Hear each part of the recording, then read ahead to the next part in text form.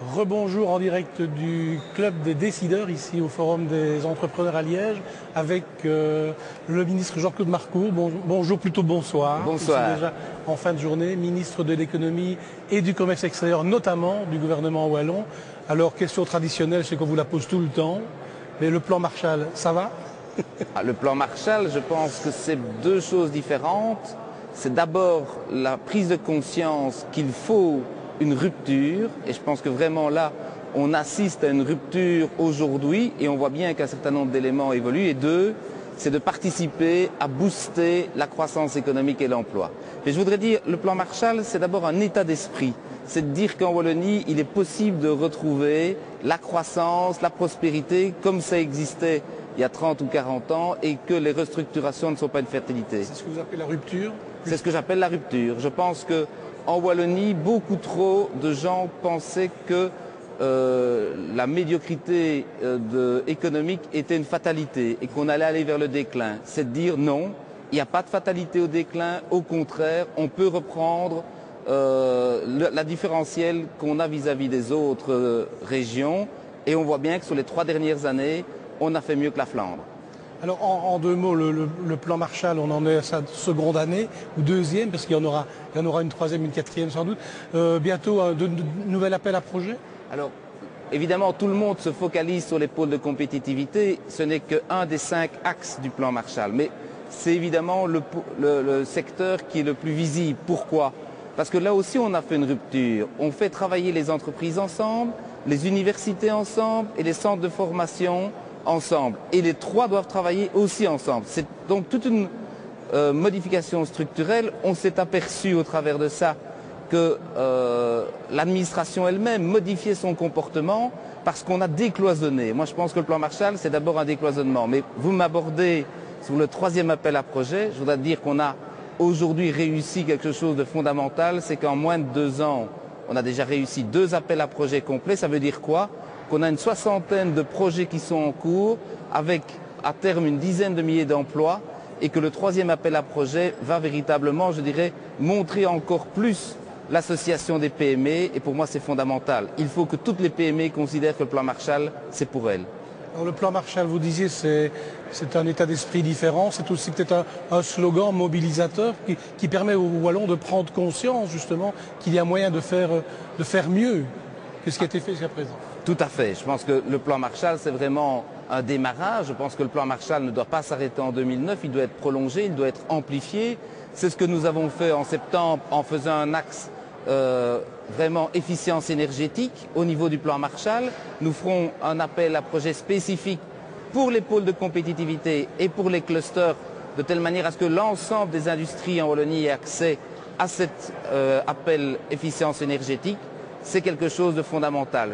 On a trop souvent dit que le développement durable n'était pas au cœur du plan Marshall, et je suis heureux de dire que, en matière, la première société que nous avons fondée au travers des pôles de compétitivité, c'est une société qui va fabriquer des emballages biodégradables au départ de betteraves sucrières. Alors, je pense que ça vraiment, ça prouve que le développement durable, c'est au cœur du dispositif.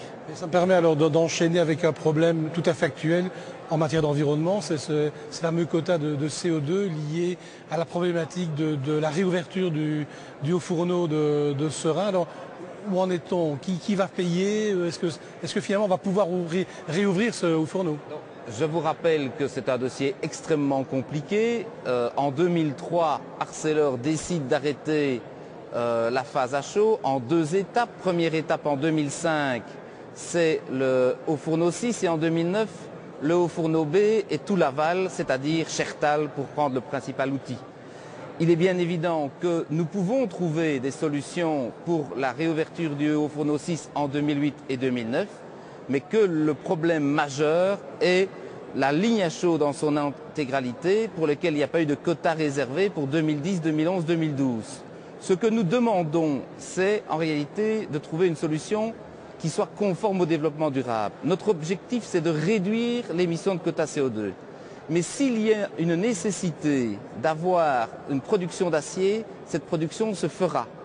Avec, je pense, le risque majeur que cette production se fasse dans de beaucoup plus mauvaises conditions environnementales que si ça se passe ici à Liège. Donc je dis aux autorités européennes, Bien sûr, il faut réduire les émissions de quotas CO2 et j'adhère à cela, il faut se battre contre le dérèglement climatique. Mais il faut avoir une vertu d'efficience. Il faut produire le moins de quotas de CO2 au moment où la production sera arrêtée au niveau mondial. Et je dis donc, rouvrir la ligne à chaud ou maintenir la ligne à chaud, c'est un acte écologiquement correct. Et votre plaidoirie est entendue par les autorités européennes? Alors je comprends qu'au niveau européen, il y a une très grande difficulté parce que vous savez que l'Europe, c'est une très grande machine. C'est une machine à 27 États avec des fonctionnaires, des commissaires. On a dû mettre tout le monde d'accord et toucher à l'équilibre est toujours extrêmement compliqué. Moi, j'ai entendu que le Premier ministre Verhofstadt avait vu M. Barroso et que M. Barroso disait qu'il fallait réfléchir à une réserve européenne, c'est-à-dire, dans le cadre des projets tels que je viens de les définir, de dire on ne va pas sanctionner des entreprises européennes qui vont être victimes de concurrence déloyale par des entreprises qui n'ont pas à respecter le protocole de Kyoto.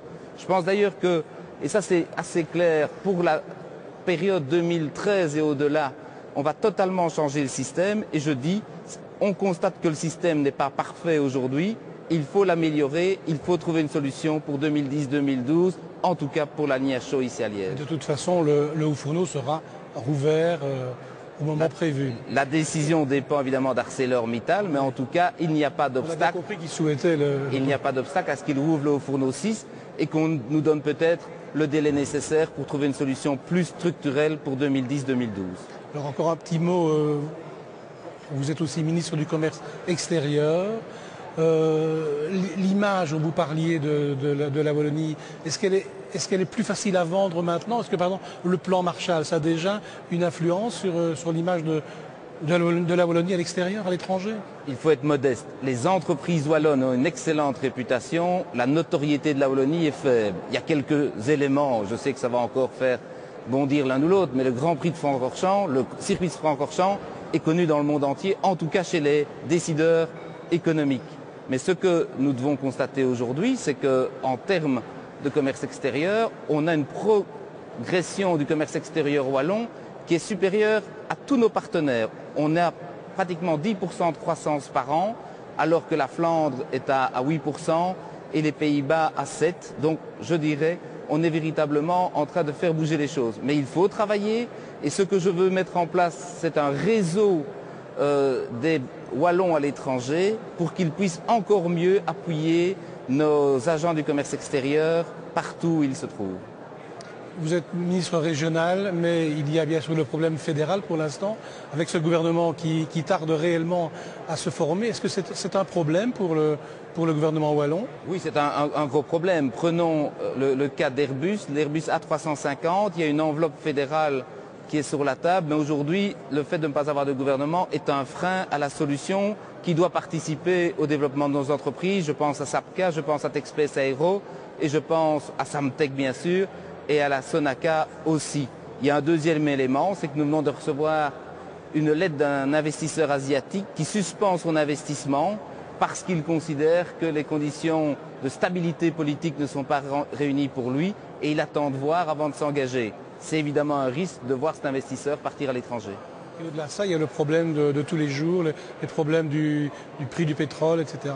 J'ai du doigt quelque chose qui me préoccupe beaucoup, c'est la situation des plus fragiles de notre population, qui voit la facture de pétrole augmenter, qui voit aussi que les accises de diesel permettent à l'État de faire un contrôle budgétaire facile, mais sans respecter l'esprit de la loi. Donc je pense vraiment qu'il est temps pour les plus faibles d'entre nous et pour tous les acteurs économiques que le gouvernement se forme et qu'on puisse avoir évidemment un bon gouvernement, mais ça ne dépend pas de moi aujourd'hui. Ça n'a pas l'air d'être demain la veille quand même.